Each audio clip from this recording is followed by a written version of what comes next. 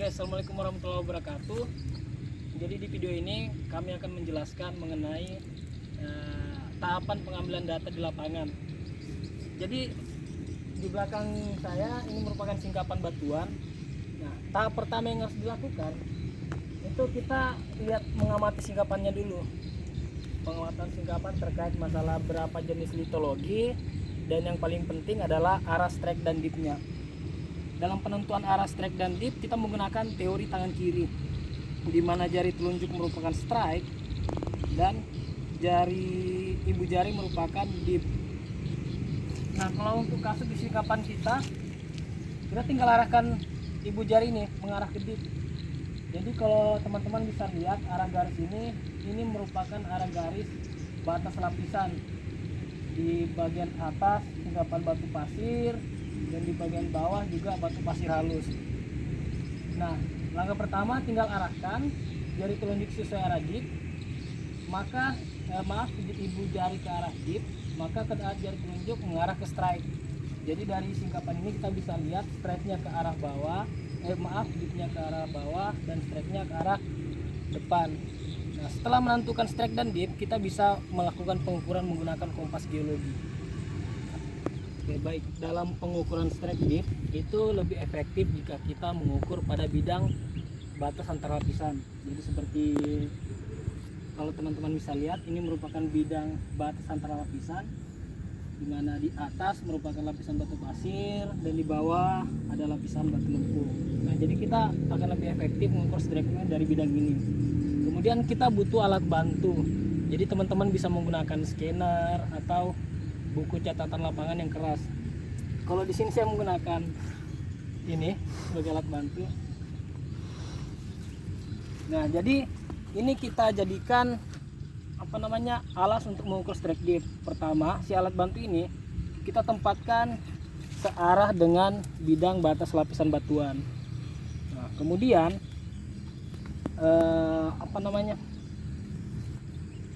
kompas kita tempelkan seperti ini menunjuk arah strike-nya. Jadi tadi teman-teman sudah menggunakan teori tangan kiri, kita dapat hasil seperti ini, dipnya ke arah bawah dan strike-nya ke arah depan. Dalam pengukuran strike dip seperti itu juga. Jadi tanda panah ini kita arahkan ke arah strike, ya, atau kalau secara teoritis kita tempelkan sisi east. Kalau teman-teman bisa lihat ini ada sisi east, kita tempelkan. Nah, kemudian kita imbangkan nivo mata lembu yang ini.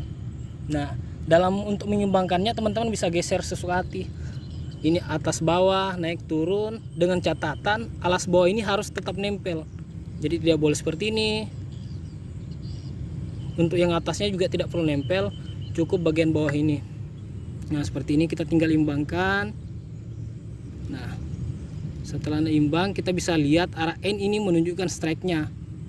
Kalau di kompas kita strike-nya 330 derajat. Setelah ini kita tandai. Batas ini harus ditandai. Kalau teman-teman punya spidol lebih baik lagi ditandai dengan spidol. Nah, kemudian setelah mendapatkan nilai strike, kita mengukur dip. Sama seperti tadi, tanda panah ini menunjuk ke arah dip, atau secara teoritis kita menempelkan sisi westnya. Jadi seperti ini. Kompas diposisikan tegak lurus dengan garis strike yang telah kalian tandai tadi. Nah, setelah berada di tegak lurus, kita mutar nivo tabung ini. Nivo tabung ini diputar sama seperti mengukur strike, kita mengimbangkan nivo, cuman nivo tabung. Jadi seperti ini. Nivo tabungnya diseimbangkan. Nah, setelah seimbang, teman-teman bisa baca nilai di bawah sini. Ini merupakan nilai sudut.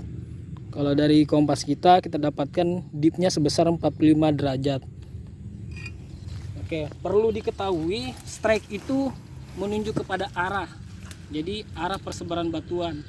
Makanya kalau ditulis contoh N 110 derajat east, artinya strike-nya dari arah utara 110 derajat ke arah east. Strike berbicara masalah arah sebaran batuan. Dan dip merupakan sudut. Jadi besar sudut apa? Sudut kemiringan si lapisan batuan tadi. Jadi kalau kita lihat seperti ini, strike-nya ke arah 330 derajat ke arah sana, 330 derajat ke arah east, dan dip-nya besar kemiringan ini 45 derajat. Ya, sekian cara penggunaan kompas geologi.